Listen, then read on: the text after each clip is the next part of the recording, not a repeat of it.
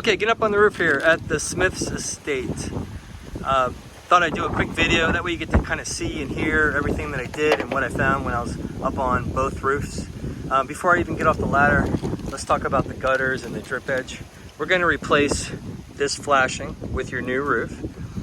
As you can see, they cut out the flashing to install the gutters the last time. And then we just let me know what you want to do with the gutters. They're in decent shape. We do a good job at saving existing gutters, but if there's any chance you want us to remove and dispose of these gutters, we can certainly do that as well too.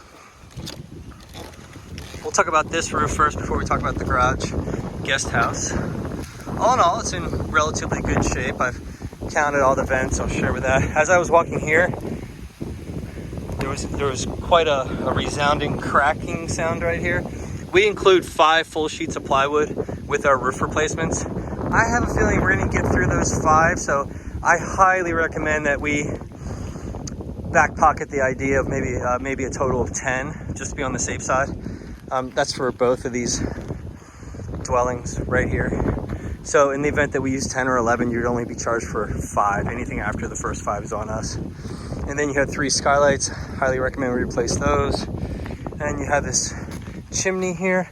I don't know how useful or functional this chimney is. There has been many times in similar circumstances where the homeowners asked us to remove and dispose of these chimneys. And as you can see, there's even shingles underneath of there. So really this is just cosmetic for that. And if this isn't being used, then we can actually get rid of all of it. Anyway, just presenting that. New low profile ridge vents. I assume we're getting rid of the old satellite dish that's over there. Here are the codes for all the vents that are up on the roof.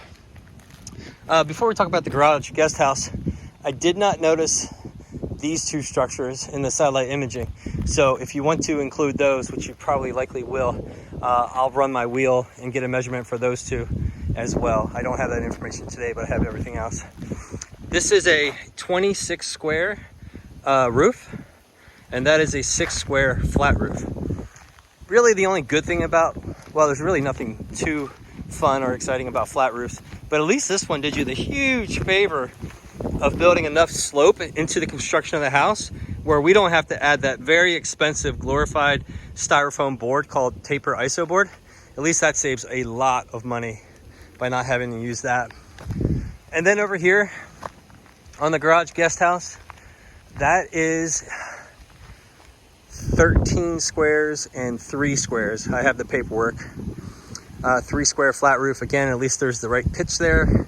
We'll even replace those shakes, which I didn't include in the original estimate.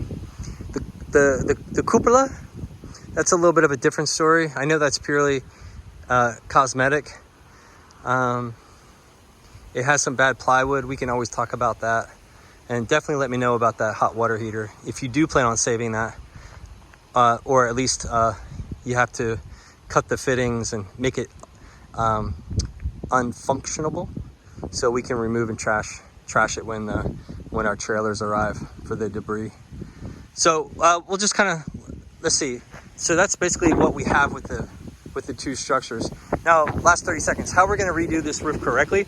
Imagine this with me. We're going to remove all the shingles, get down to the bare plywood roof. By the way, we're running about 5 weeks on the shingle schedule right now. It's about twice that on the metal roof. So in about 5 weeks, March, April, end of April, we're gonna get down to the bare plywood. There's 2 building code upgrades. We're gonna re-nail the plywood after we replace any of the suspect plywood. We're gonna re-nail the plywood to the roof trusses and then peel and stick. Every inch of these roofs will be covered in that super sticky waterproof membrane. And then on top of that, peel and stick 30-year architectural Owens Corning shingles. Same thing with the guest house. Most importantly about us as a company, 10-year warranty against leaks. That's our promise, that if anything happens to this roof short of a hurricane, we're going to be here. We're going to be able to help you and fix the problem. So I'll just kind of leave that here, send you the video, send you the estimates, and we can kind of pick it up from there. Thanks so much.